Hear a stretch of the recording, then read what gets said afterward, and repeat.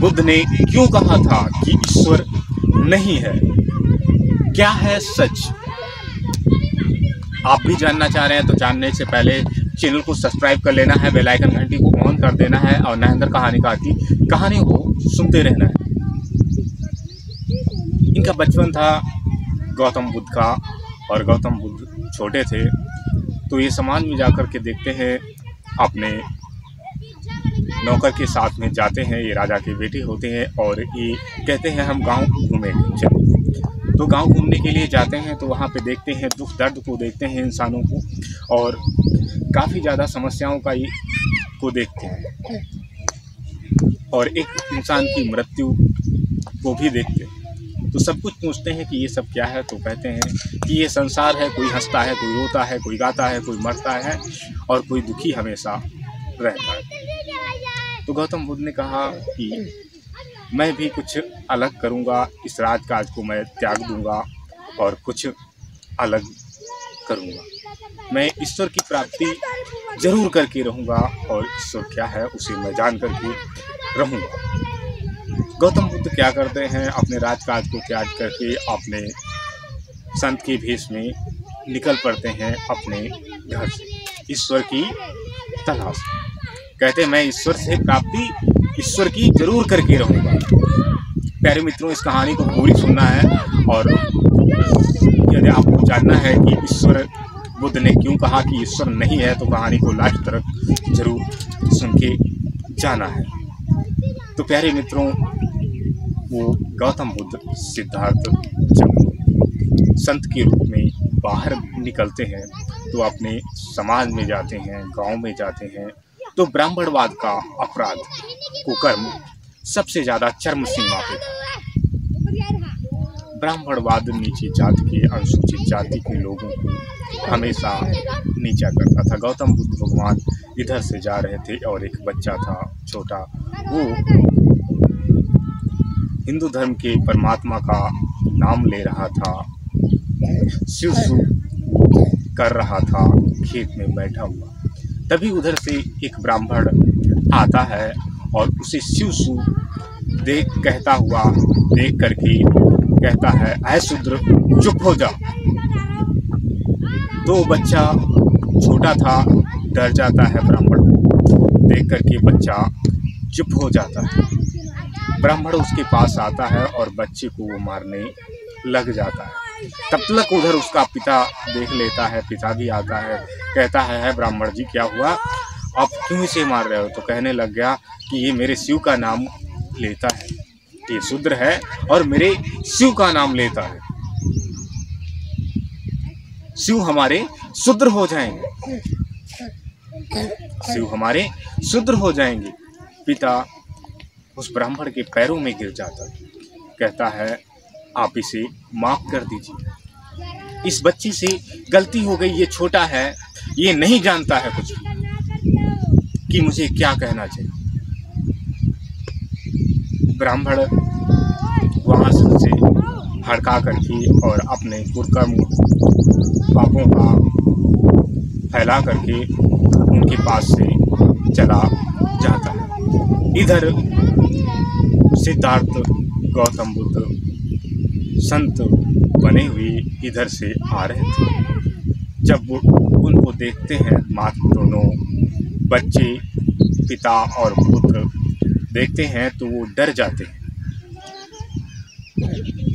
तो गौतम बुद्ध उनके पास आगे जाते हैं, कहते हैं कि आप इतने डरे डरे से क्यों लगते हैं?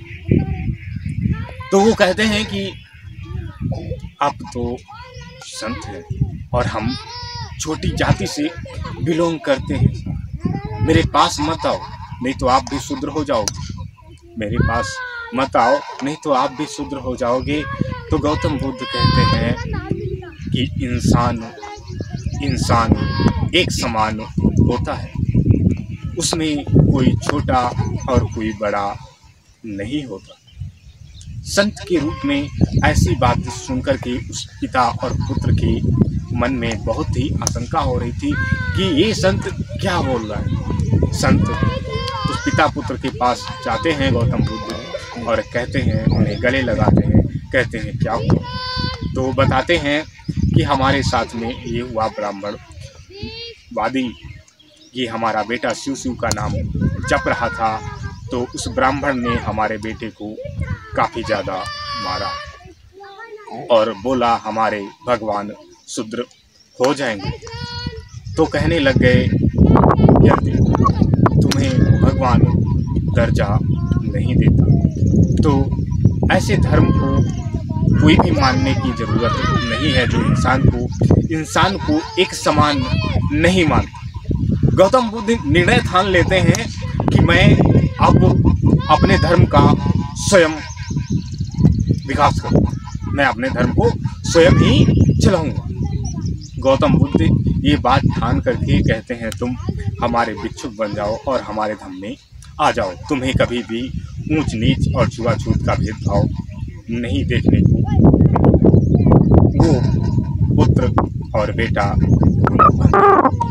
उन्हीं के साथ में उनके भिक्षुक बन जाते हैं और सिद्धार्थ गौतम अपने बौद्ध धर्म को लेकर के और वो कहते हैं कि अब मुझे ईश्वर की प्राप्ति करनी है। ईश्वर की प्राप्ति के लिए वो जितने भी कहा करते थे संत ऋषि कि ईश्वर ऐसे प्राप्त होता है दान करने से, उन्होंने सब कुछ किया, दान किया और उन्होंने कहा कि दान करने से भी प्राप्ति नहीं हुई तो उन्होंने कहा कि मैं शायद पानी की छोड़ करके देखता हूँ, जल को त्याग करके देखता हूँ, हो सकता है मुझे ईश्वर की प्राप्ति। तो त्यागने के बाद में भी ईश्वर की प्राप्ति नहीं हुई। अब उनका शरीर काफ़ी ज़्यादा कमज़ोर होने लगा। उसके बाद उन्होंने खाना को त्याग दिया लेकिन उन्हें ईश्वर की प्राप्ति नहीं हुई। बलगद के पेड़ के नीचे बैठ करके वो तपस्या कर रहे लेकिन ईश्वर से उनका भेंट नहीं हुआ। सिद्धार्थ गौतम काफ़ी ज़्यादा उनका शरीर कमज़ोर हो चुका था। जो इंसान खाना और पानी दोनों चीज़ त्याग दे उस इंसान के शरीर की हालत कैसी होगी ये आप विचार ही लगा सकते हैं। उसी प्रकार से गौतम बुद्ध का शरीर बिल्कुल समझ लीजिए काफ़ी ज़्यादा कमज़ोर हो चुका है, चलने में भी असमर्थ, कुछ कहने में भी असमर्थ थे। लेकिन ईश्वर की प्राप्ति के लिए वो आलसा लगा के बैठे हुए थे कि मैं ईश्वर की प्राप्ति कर पाऊंगा, लेकिन ईश्वर की प्राप्ति उनको नहीं हुई। उनके शरीर की काफ़ी ज़्यादा हालत खराब होती जा रही थी। इधर एक लड़की उस पीपल के पेड़ के नीचे, बलगद के पेड़ के नीचे मांग करके गई थी कि मेरे पुत्र हो जाएगा तो मैं इस पीपल पे खीर चढ़ाऊँ। वो लड़की को पुत्र होता है और वो खीर चढ़ाने के लिए उसी भी बलगद के पेड़ के नीचे आती है और देखती है कि इधर तो कोई संत बैठा हुआ, तो कहती है ये तो साथ साथ ईश्वर बैठे हुए हैं, मैं पुत्र क्या मांग करके गई और मेरा मनोकामना क्या हुआ और ये तो मुझे साथ साथ ईश्वर मिल गए। वो लड़की क्या करती है, वो लड़की गौतम बुद्ध के पास जाती है और उन्हें कहती है हाय भगवान आप आंखें खोलो, तो वो आंखें नहीं खोलती। तो वो क्या करती है, कहती है मुझे तो अपना प्रसाद ग्रहण कराना है, तो कहती है क्यों ना मैं इसे रखने की बजाय स्वयं भगवान को खिला दूँ।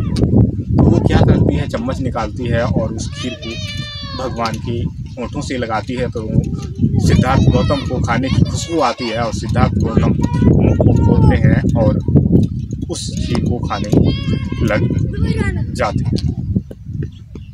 खीर खाने के बाद में वो लड़की चली जाती है। सिद्धार्थ गौतम आंखें खोलते हैं और सिद्धार्थ गौतम आभास करते हैं कि बिना खाने के ये जीवन नहीं चल सकता, बिना खाने पीने के ये जीवन नहीं चल सकता और मुझे ईश्वर की प्राप्ति नहीं हुई। ईश्वर यदि कोई होता तो मुझे ईश्वर की प्राप्ति जरूर होती। ईश्वर यदि कोई होता तो मुझे ईश्वर की प्राप्ति जरूर होती। सिद्धार्थ गौतम इतनी ज़्यादा तपस्या करने के बाद में कह रहे थे उन्हें ईश्वर की प्राप्ति नहीं हुई। इसीलिए सिद्धार्थ बुद्ध गौतम ने कहा ईश्वर नहीं है।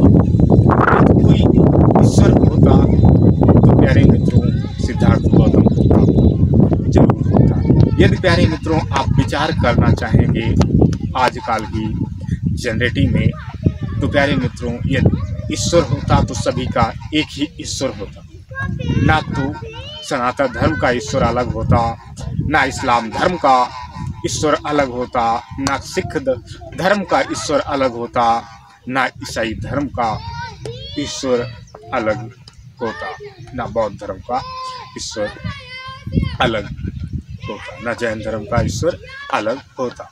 सभी धर्मों के ईश्वर अलग अलग हैं, लेकिन सिद्धार्थ गौतम बुद्ध जी ने क्या कहा कि वास्तव में यदि कोई ईश्वर है तो इंसान की जिंदगी को जीने का हक देता है, वही वास्तव में इंसान का ईश्वर है।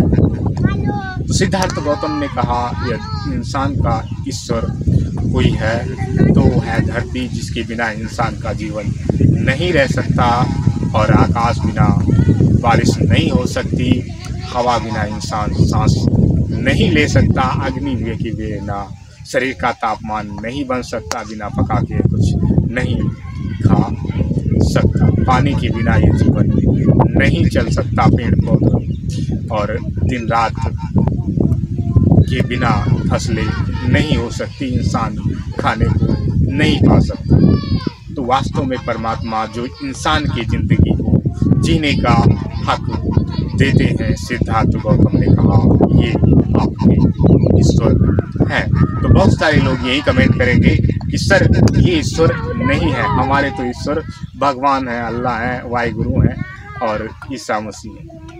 हर कोई अपनी अपनी राय कमेंट करेगा, लेकिन सिद्धार्थ गौतम बुद्ध ने क्या कहा कि ईश्वर नहीं है, ईश्वर वही है जो इंसान के शरीर को जीने को हक देता है। बाकी आप शिक्षित इंसान हैं, खुश जान गए होंगे इस कहानी को सुनकर के कि मैंने बताया कि ईश्वर नहीं है, बुद्ध ने क्यों कहा।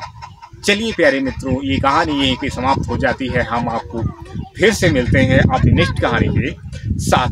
तब तक के लिए आप अपना रखेंगे ध्यान, अपने परिवारजनों का रखेंगे ध्यान। ये नरेंद्र कहानीकार आपको फिर से मिलेंगे अपनी नेक्स्ट कहानी के साथ में। तब तक के लिए प्यारे मित्रों, आपको नरेंद्र कहानीकार का नमस्कार।